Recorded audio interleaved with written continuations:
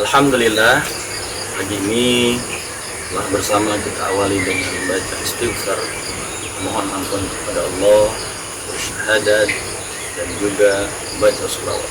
Dilanjutkan dengan baca suratul Rahman dan juga membaca suratul Rahman.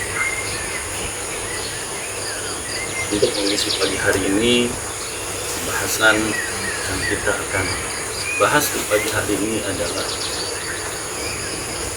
hadas besar. Ketika kita sholat itu harus bersih dari dua hadas. Pertama hadas kecil dan yang kedua hadas besar. Sebelumnya kita sudah bahas mengenai hadas kecil, yaitu ketika kita sholat buang angin, buang air besar, pipis, bersentuhan kulit laki-laki dan perempuan, balik tidur, maka kita wajib untuk berwudu jika kita ingin melaksanakan sholat. Tapi ada hadas yang besar. Apa itu hadas besar? Hadas besar itu dikarenakan yang pertama, yaitu berhubungan badan suami istri. Rasulullah Shallallahu Alaihi Wasallam bersabda, "Idza aqal khitani faqad wajabal huslu wa illam yanzilu." Apabila dua yang di khitan bertemu, maka sesungguhnya wajib mandi. Jadi ketika berhubungan, meskipun tidak keluar air mani, itu wajib mandi besar. Mandi kita tidak keluar nih, berarti nggak wajib nih. Sampai cuman bersentuhan saja, bersentuhan aja tuh, iseng misalnya, bersentuhan, katanya udah masuk waktu kerja, wah itu diwajibkan mandi besar. Itu yang pertama. Yang kedua, keluarnya mani. Nah, keluarnya mani itu kan bisa disebabkan karena berhubungan badan suami istri atau bermimpi. Itu kan salah satu tanda balik, yaitu bermimpi ini mengeluarkan air mani. Itu wajib mandi. Itu bukan hanya yang sudah berkeluarga, yang beranjak dewasa, balik, itu salah satu tanda balik itu adalah keluarnya mani. Wajib mandi besar. Yang ketiga apa? Yang ketiga itu adalah meninggal.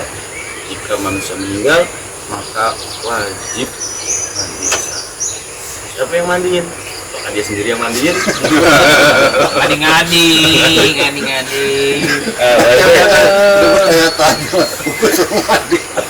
Gimana ya? Nah, maka yang memandikan adalah keluarga. Memandikan adalah keluarga.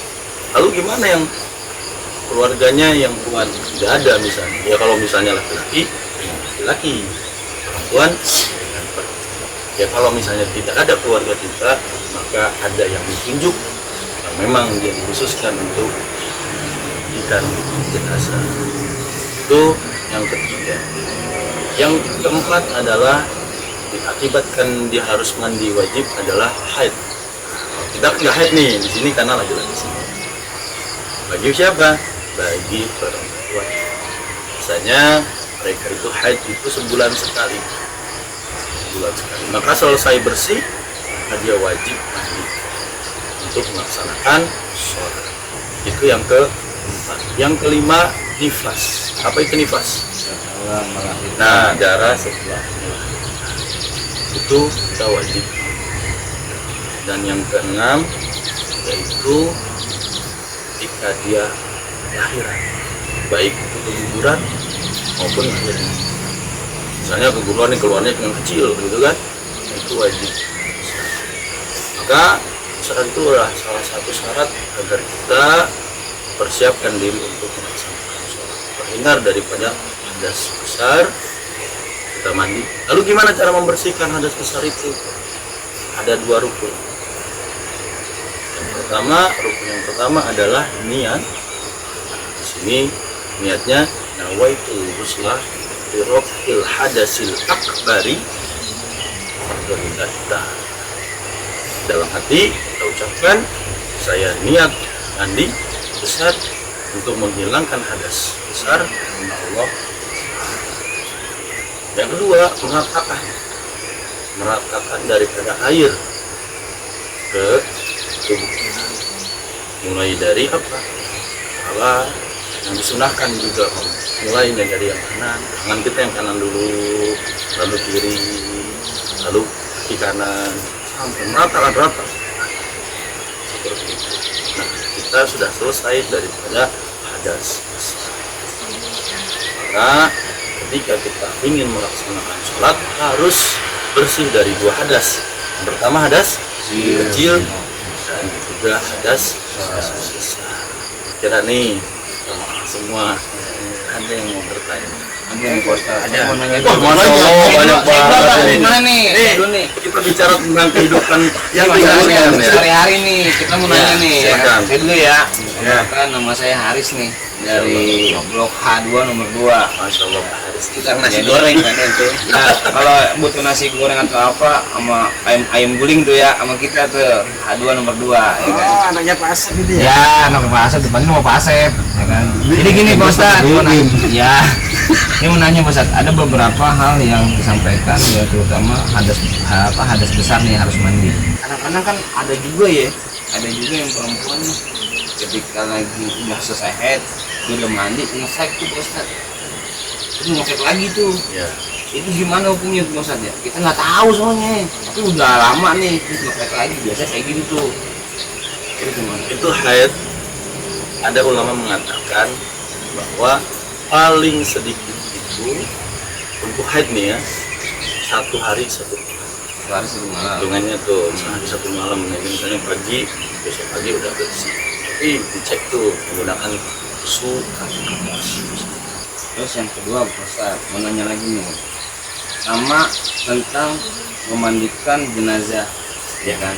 Misalkan kita keluarga kita pakai darah nih, perempuan atau laki-laki mandi jenazah, kan harus satu muslim nih. Misalkan kalau ibu, misalkan suatu saat nanti pastikan orang tua kita nggak ada nih, ibu misalkan, ibu yang mandiin ada kudu saya, abang saya, adik saya. Apakah kalau misalkan kita nggak ada yang bisa nih, kan banyak yang kayak gitu ya, kadang-kadang nyuruh sama orang, ada yang cowok yang masuk, itu nggak boleh kan? Atau gimana? Maka orang yang diberikan amanah untuk memandikan, salah satu memandikan itu adalah orang yang amanah. Jadi yang mengurusi jenazah itu bukan hanya sekedar bisa. Kalau kita bungkus-bungkus mungkin nasi padang, orang Padang paling gampang membungkus rapi ya, ya kan?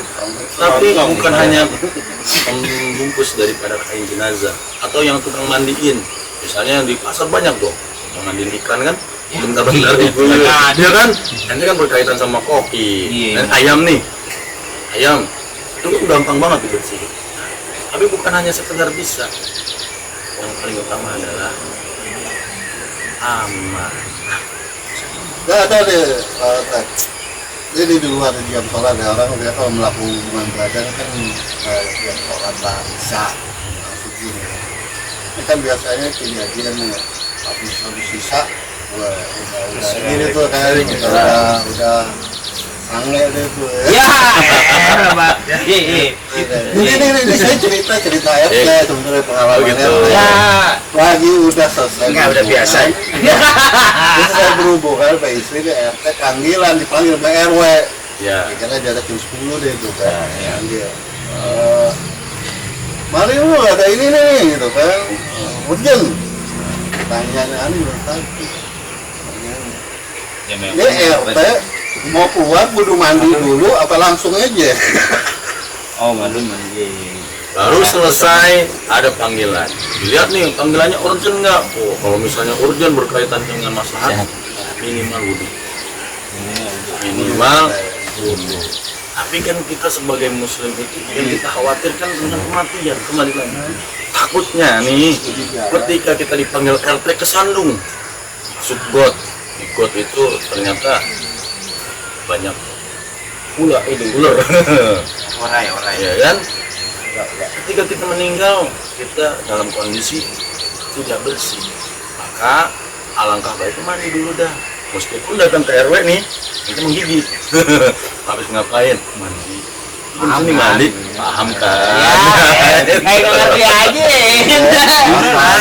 Gini lah. Jadi kalau suruh beli bawang ya kudu mandi dulu. Seenggaknya teh, itu paham kan? Kalau kenapa?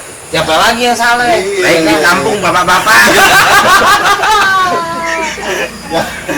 Jangan sampai pas ketemu suruh ini, maaf saya belum junub. Ya kan nggak pantas ya kan? Nah itu aspirasi bapak-bapak di kampung. Iya. Ustaz, ya, kalau misalkan lupa nih buat junub, ya semua kita mungkin yang tahu langsung mandi junub lah. Untuk orang yang mungkin anak atau memang orang yang tidak mengetahui itu udah junub terus tiba-tiba tahun 2 tahun 3 tahun baru tahu tentang junub, baru lakuin itu gimana? Perhitungan dosanya, perhitungan intinya gimana? Ya, sama halnya ketika kita sebelumnya ini jahiliyah, suka mabok, suka ninggalin sholat, Al-Quran aja cuma jadi pajak. Ya bukan hanya berhubungan begitu aja kan, salah satunya itu semua yang kita lakukan. Lalu kita dipanggil oleh Allah untuk apa? Memberikan hidayah. Ingat Allah yang memberikan hidayah. Kalau Allah memberikan hidayah, maka taubat yang paling. Kalau misalnya kemarin kita ngelakuin nggak mandi karena tidak punya ilmu, maka itu termasuk yang dimaafkan. Asal ketika kita tahu langsung dilakukan. Sekarang kalau habis berhubungan nih, ya kalau misalnya malam nih, misalnya malam ya, nanggung kan, nanggung lagi. Pengantin baru ya. Ada bapak tadi tuh, dia masalah gimana yang lalu-lalu. Kalau dia dikodok. Berarti dihitung mandi terus tuh.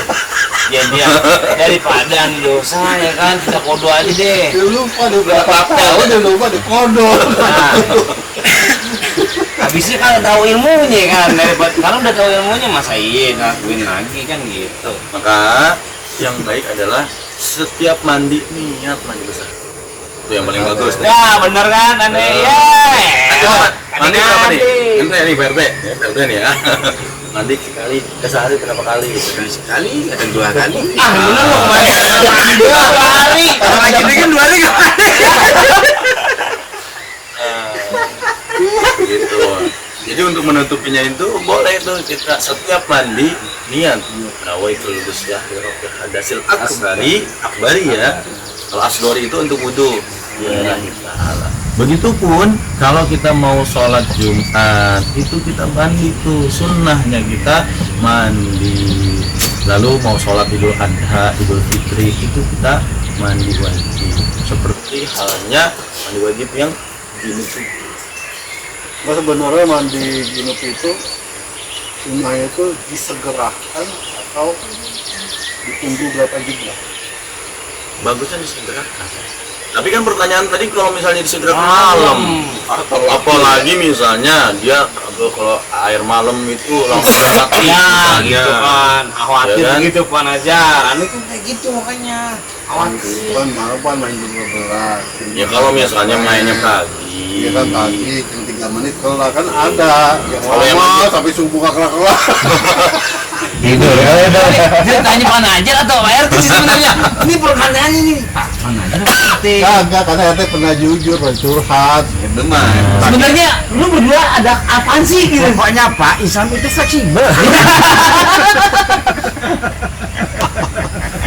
Alhamdulillah untuk pagi hari ini mudah-mudahan dengan kegiatan yang kita lakukan di pagi hari ini itu memberikan turunnya rahmat dari kita semua dan dosa-dosa kita baik yang tersembunyi maupun yang tak terlihat maupun yang terlihat.